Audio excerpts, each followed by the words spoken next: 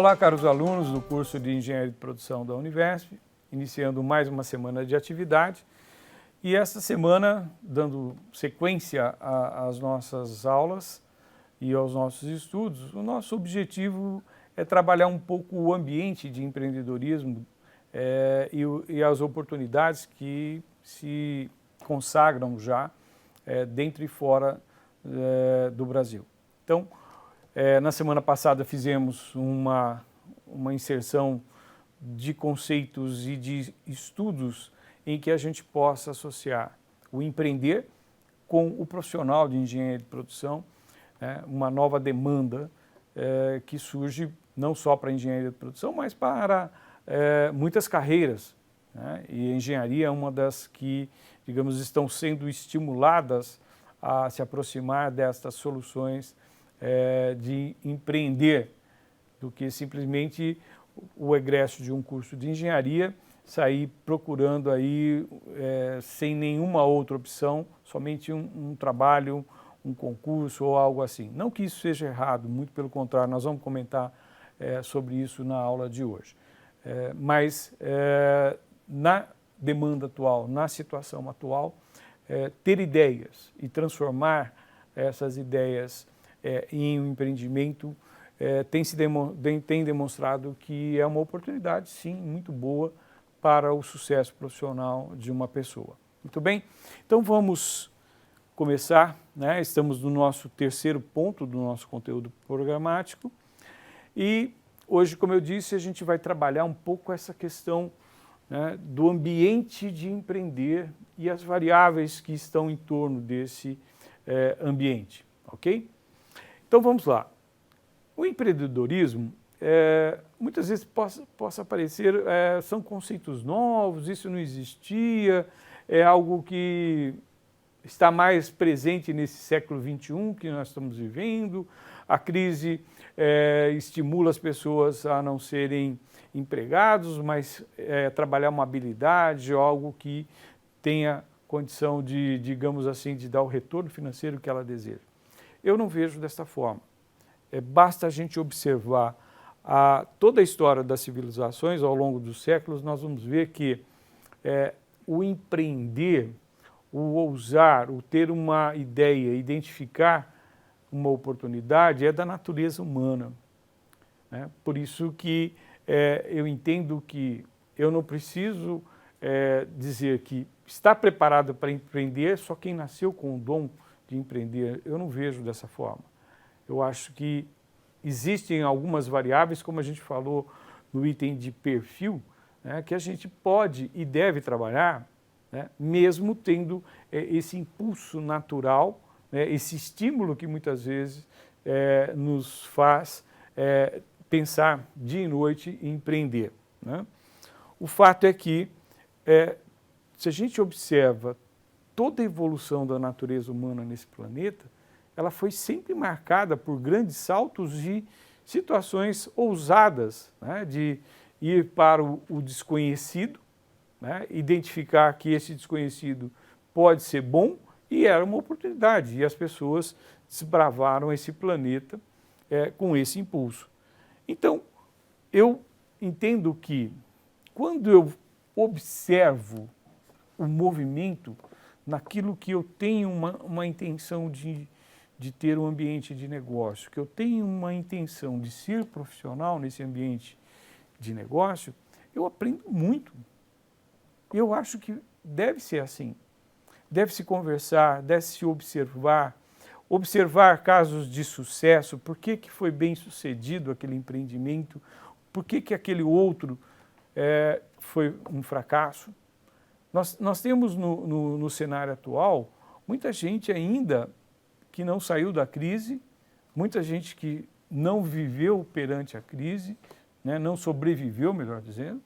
Então, a gente aprende muito com a observação, com as decisões que outros tomam e podem acertar e podem errar, faz parte, é o risco, né?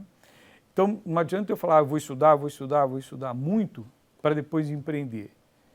Eu acho que isso ter o conhecimento, dominar as variáveis naquele ambiente de negócio, naquele sistema em que eu esteja inserido na cadeia, como comentamos na aula passada, a cadeia da qual o meu segmento econômico faz parte, o enfoque sistêmico, eu vou absorver recursos e vou transformar em produtos e serviços, ou seja, respeitar as características daquilo que foi, digamos assim, o estímulo da minha ideia e a decisão de empreender. Ou seja, observação é um ponto muito positivo no aprendizado e nos, digamos assim, nos fundamentos de se empreender. Então, teoria ou relatos? O que a gente pode dizer? Por que eu coloquei esse ponto? Eu tenho que conhecer a teoria de empreendedorismo ou tenho que observar os relatos de quem empreende e observar quem está empreendendo? Ou são as duas coisas? Existe sim uma base conceitual forte, mas eu aprendo muito com os relatos verbais, por comunicação visual ou uma comunicação escrita. Então é muito interessante nós aprendermos com quem empreende também. Observem isso, porque a gente vai sempre passar por uma análise do próprio negócio, né, e também pela observação da natureza humana daquele empreendedor. Por que ele ficou diferente, né, em relação a quem, por exemplo, ele teve a ideia de empreender, mas e os seus funcionários? Por que não tiveram o mesmo estímulo? Observem isso. Né? A pessoa que se condena, às vezes, a ser eternamente o empregado de uma organização, e outras pessoas, ao trabalhar para uma organização, absorvem tanto aquela ideia que se sentem capazes de empreender. Né? Eu sempre digo que existem algumas pessoas que são tão destemidas e tão empreendedoras que o dono do negócio deveria não perder esse funcionário. Mas ele, para não perder, ele vai fazer o quê? Chama ele para sócio. Né? São pessoas que são tão intensas nos conceitos e nos fundamentos básicos de um empreendimento que é melhor você ter essa pessoa como sócio do que ela ir para o mundo dos negócios e ser o seu concorrente. Então, é uma situação de inúmeros casos que vocês podem observar, né? Pessoas que deixaram uma organização e constituíram o seu próprio negócio. Uma outra coisa que a gente pode linkar com essa questão da natureza humana é que, para ser empreendedor, eu tenho que ser um gênio, eu tenho que ser um inventor, eu tenho que criar algo que ninguém criou. Não é bem assim. Para que eu empreenda, eu preciso necessariamente ser inovador? Talvez. Mas se eu não tiver nenhuma ideia nova, que ninguém teve, eu vou ser condenado a empreender e ter fracasso? Não. O fato é que nós temos que estar muito sensível à demanda, àquilo que eu quero atender, à oportunidade que eu visualizo. Aquele que está disposto a fazer um sacrifício e adquirir o que eu quero, um produto ou um serviço que eu quero entregar, o que ele está querendo? O que ele está disposto a sacrificar? Recurso, tempo, alguma coisa para ter o meu produto, o meu serviço. Né? Então, aí sim eu tenho que repensar o que os outros estão fazendo e como eu farei, para que eu tenha a preferência desta pessoa. Então, na verdade, a gente é um pouco inovador e, ao mesmo tempo, meio inventor de novas formas de fazer coisas que já existem. Agora, eu posso ter uma genialidade, às vezes, de visualizar algo que nunca ninguém pensou, por meio de tecnologia, por meio de alguma coisa. É lógico que isso, às vezes, traz oportunidade, mas existem muitos casos que o sucesso demorou. Né? Então, ao conhecer a história, por exemplo, da Apple, que é uma das maiores empresas do mundo eletrônico de hoje, tá? Ela não teve sucesso a vida inteira. Existiram situações em que demonstrava-se que a tecnologia seria um fator extremo de sucesso e não foi. Mas se superou e tudo mais. Empreendedorismo e o desenvolvimento econômico. Então isso é muito relevante. Por que que nações, por que que países, por que que no Brasil se estimula e por que que está fazendo mais, digamos assim, mais sentido, né? Parece que isso é de hoje. É porque começou a se falar demais. Por quê? O empreender é uma situação boa para uma nação, porque dá competitividade, traz oportunidades, enfim, e desenvolve renda para o país, para as pessoas, né? Então, o desenvolvimento econômico e o empreendedorismo caminham muito próximos, quando bem-sucedidos, né? Bom, isso pensando no empreender no ambiente externo, né? Para alguém externamente, mas eu posso usar o mesmo conceito e empreender internamente, por exemplo, como um membro de uma organização, como um funcionário, como algo que eu não seja o dono do capital exclusivamente. Isso faz sentido? Faz. Em muitas situações, aquilo que eu penso para empreender externamente está contido, sim, a parte interna também. Agora, algumas coisas a gente precisa tomar cuidado, né? Nas diferenças entre o empreendedorismo corporativismo ou o intraempreendedorismo e o empreendedorismo para o ambiente externo. A questão da visão. Quando eu falo do ambiente externo, o meu, digamos assim, horizonte de observação é muito amplo, né? Eu tenho muitas situações fora do ambiente de controle interno. E quando eu falo em empreender internamente, eu tenho que observar as variáveis internas daquela organização. Por quê? Porque o meu cliente, aquele que vai se beneficiar da minha ideia, aquele que representa uma oportunidade para mim, ele está dentro da organização, ele está no ambiente interno.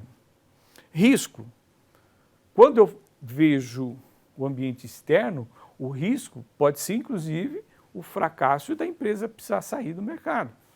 Se eu não sou bem-sucedido no empreender, focando somente o negócio no ambiente externo.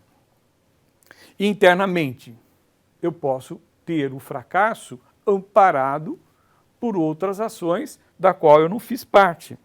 Então, eu posso errar na minha proposta interna, mas outros internamente podem ser mais bem-sucedidos. Portanto, a empresa não sofre um abalo global, né? Mas, dependendo da área em que eu atue, o meu fracasso interno pode significar, inclusive, o fracasso do negócio em si. Recompensas, né? Quando a recompensa surge, por exemplo, o resultado econômico, beneficia o empreendedor, o dono do capital. E no ambiente corporativo, no ambiente interno, eu serei recompensado? Haverá um bônus ou haverá algo internamente que me destaque em relação à situação se eu não empreendesse assim, né? O fracasso, como a gente falou, pode ser danoso para a organização como um todo e pode ser amparado para o ambiente interno por outras áreas da qual eu não faço parte. E aqui a influência do ambiente, um está voltado para todas as variáveis externas e outro está voltado para as variáveis internas, né? Então, isso tem que ser particularizado. Eu preciso conhecer essas variáveis que se diferem do conceito mais amplo de empreendedorismo. Muito bem. Como que a gente visualiza o empreendedorismo no Brasil hoje? Uma grande realidade, né? E nós estamos estimulando que vocês conheçam essa questão do índice de mortalidade de empresas. O Sebrae faz um trabalho muito sério há muito tempo. Ou seja, nós temos um paradoxo. Ao mesmo tempo que o brasileiro tem o seu grande sonho, né, de ser empreendedor e ser patrão, ao mesmo tempo, muitas vezes ele se depara com o fracasso, né? E o índice de mortalidade das nossas empresas nos primeiros anos de existência é muito alto, se a gente comparar fora do Brasil. Então, esse é um paradoxo que a gente precisa dominar. Eu mesmo já me deparei com inúmeros casos de pessoas extremamente competentes, naquilo que decidiram empreender e não foram bem-sucedidas no ambiente de negócio. Por quê? Porque negligenciaram em algumas variáveis internas e externas que não teve como se equilibrar nessa negligência de variáveis. Tá? O Estado, né, está relativamente organizado, com incentivos, mas ainda nós podemos dizer que não existe a intensidade que deveria existir diante dessa diversidade que é o Brasil. Ainda temos um sistema tributário muito complexo, falta de apoio financeiro e o índice de mortalidade de empresas está muito ligado à falta de capital, de giro principalmente. Organização da sociedade, ao mesmo tempo, muita gente identificando oportunidades, identificando que são pessoas criativas em termos de ideias, e o Estado não preparado para essa amplitude, nós temos aí muitas ações da sociedade nisso. Nós temos uma realidade, a mudança do modelo estrutural do sistema produtivo ao longo das últimas décadas, ou seja, as grandes empresas estão cada vez menos verticalizadas, elas não querem ser autossuficientes.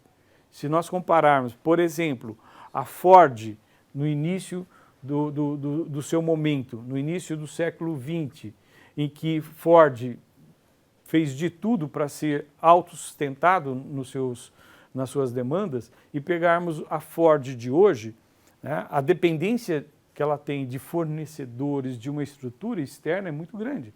Não só ela, como todas as outras. Ou seja, eu peguei o exemplo da Ford porque é emblemático, né, mas qualquer outro segmento, qualquer outra cadeia que vocês procurarem informação, vocês vão verificar a situação.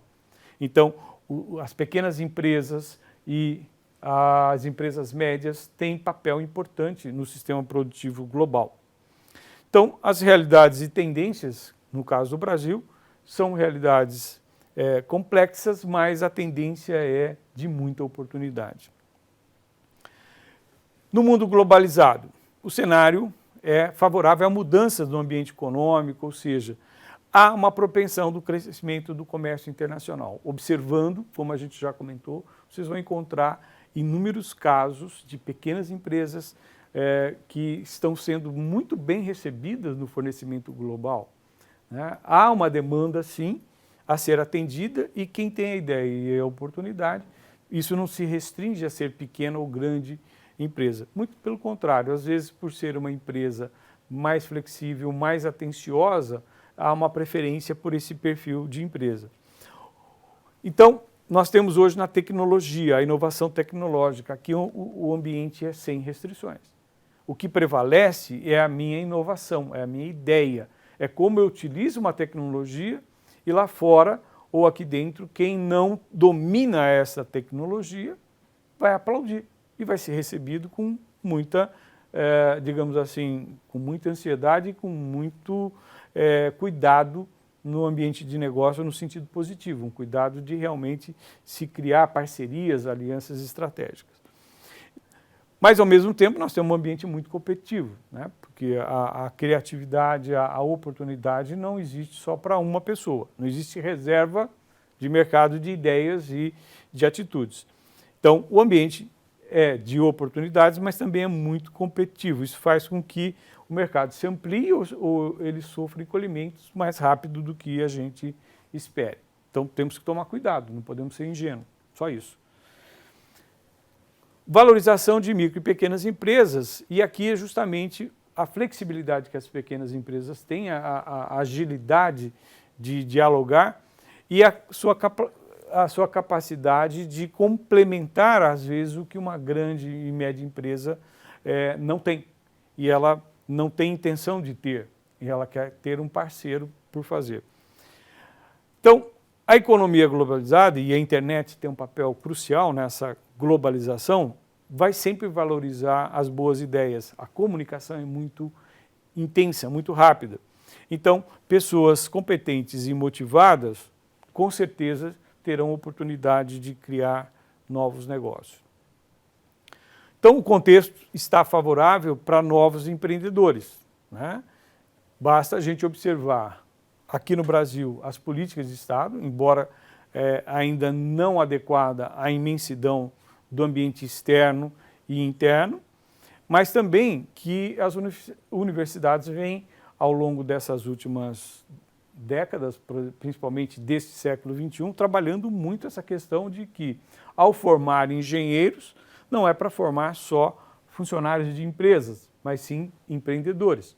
E como a gente já comentou, as novas diretrizes de cursos de engenharia, que estão aí no processo final de homologação, estimulam que, além da formação técnica, deve-se estimular a formação do empreendedor, o empreendedor de tecnologia de engenharia. Então, isso vai ficar consolidado, possivelmente ainda esse ano, e isso vai ser uma verdade para a área de engenharia. Então, há sim uma preocupação em formação de profissionais empreendedores. E se a gente observa alguns países que estão competindo no mundo da tecnologia, no mundo dos sistemas produtivos, nós vamos ver que nesses países tem sim uma ligação muito forte com essa demanda de formação de empreendedores a partir de atividades em universidades. Então, tudo isso é muito relevante, porque esses países estão possuindo rapidez no seu desenvolvimento econômico e social. Por quê? Esses empreendedores geram riqueza, contratam pessoas, eles acabam se tornando agentes de desenvolvimento e mudança. Então, o cenário contemporâneo global é extremamente favorável ao profissional com postura empreendedora. Como eu disse, se vocês desejarem empreender o próprio negócio, é uma virtude que vocês não devem, digamos, atrofiar, devem desenvolver. Mas se vocês entenderem que podem ser bons empreendedores no ambiente interno, como funcionários, por exemplo, de uma organização, também não deixe isso ficar abafado. Só encontrem uma organização que valorize essa postura, essa situação de empreender. Ok? Então, como sempre, a gente deixa aí o recado, acessem aos estudos dessa semana, conforme as orientações que constam no sistema de ambiente virtual de aprendizagem, o AVA, e assim vocês vão aproveitar e consolidar melhor os conceitos e o que deixamos aqui de orientação para vocês com a nossa experiência ou com a nossa vivência com o tema. Muito obrigado e até a próxima aula.